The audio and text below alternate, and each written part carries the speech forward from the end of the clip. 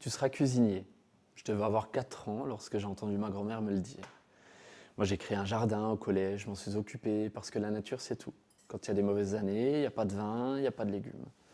Et puis la cuisine a vite fait partie de mon environnement naturel. Mon papa, qui travaillait dans le monde du spectacle, m'emmenait au restaurant après son boulot.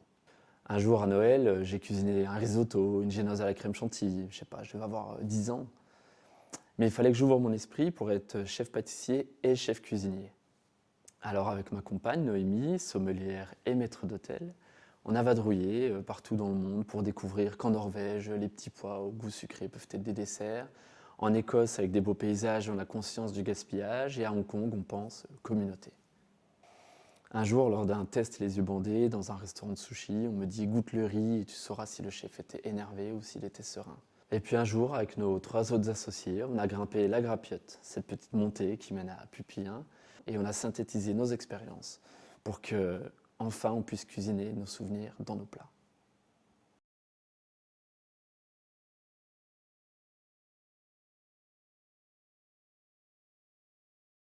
C'est Jean et Janine Reboul qui ont créé en 1968 cette entreprise de produits électroniques. Depuis tout ce temps, elle est vivante, debout, mais sans un véritable chef d'orchestre pour la diriger. Et pourtant, Reboul a su marquer une forte image localement. Après mon expérience comme directeur des ventes dans le domaine du matériel médical japonais, j'avais envie de faire quelque chose pour moi. Alors j'ai repris cette entreprise, cette belle endormie comme je l'appelle, à 30 minutes de mon domicile. Repenser la stratégie d'entreprise, c'est-à-dire la dépoussiérer en redéfinissant les supports de communication, en développant le site web et en boostant le parc client qui a plus de 50 ans. Manager, c'est décider tout en sachant écouter et s'adapter. C'est savoir être flexible. Nous n'avons pas le droit à l'erreur, mais reprendre une entreprise, c'est une belle aventure humaine qui m'apporte énormément de satisfaction.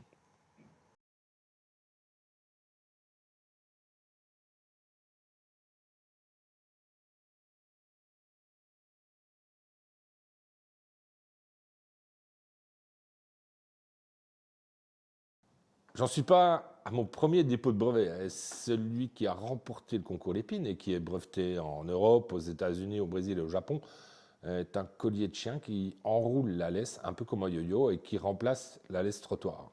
Plus de laisse qui traîne par terre. Mais pour se lancer, il faut être persévérant, il faut y croire et il faut surtout faire des rencontres. J'ai eu la chance de travailler avec le service R&D du groupe Simona, situé à Beurre, pour son savoir-faire en transformation de plastique et avec l'ESAT de Palante, qui permet à des travailleurs en situation de handicap de bénéficier d'un travail adapté à leurs capacités et à leur ambition. Quant à l'accompagnement de Réseau Entreprendre, il nous aide à renforcer notre ténacité. Je me dis toujours, la vie est courte, alors autant aller jusqu'au bout de ses convictions.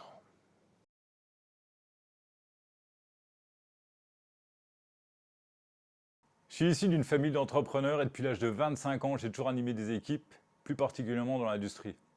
En reprenant ces entreprises dans le domaine du découpage industriel, je souhaite faire pour les autres ce que j'aurais aimé que l'on fasse pour moi quand j'étais employé. J'ai compilé tout ce qui m'a plu dans la façon de travailler des entreprises que j'ai rencontrées. Je suis parfois désolé de voir les employés qui ne s'épanouissent pas dans leur travail au vu du temps et de l'énergie que ça leur demande. Ces entreprises, c'est autant celles de mes collaborateurs que les miennes. Et mon but, c'est de les amener à la recherche de solutions et de décisions collégiales. On est une équipe de guerriers et on doit prendre soin les uns des autres. Que dire à quelqu'un qui veut reprendre une entreprise? Il s'ennuiera jamais, c'est hyper épanouissant.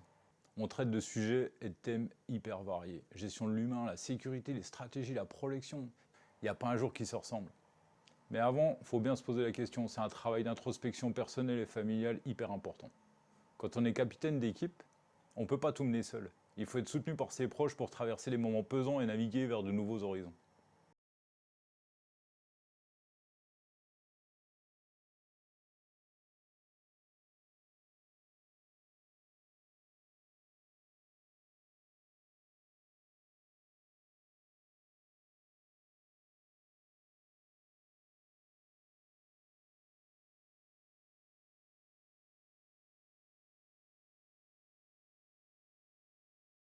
C'est lors d'un séjour au Cambodge en 2018 que j'ai ouvert les yeux sur cette évidence.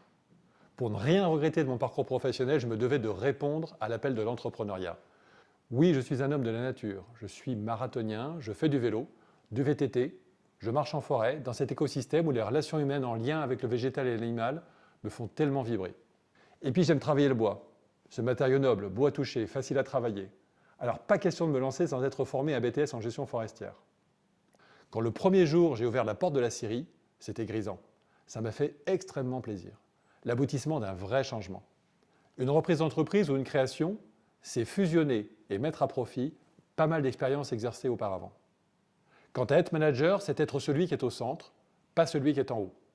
C'est faire sentir aux salariés que même techniquement, ils peuvent compter sur nous en toute humilité. Un mot qui vient du MUS, la boucle est bouclée.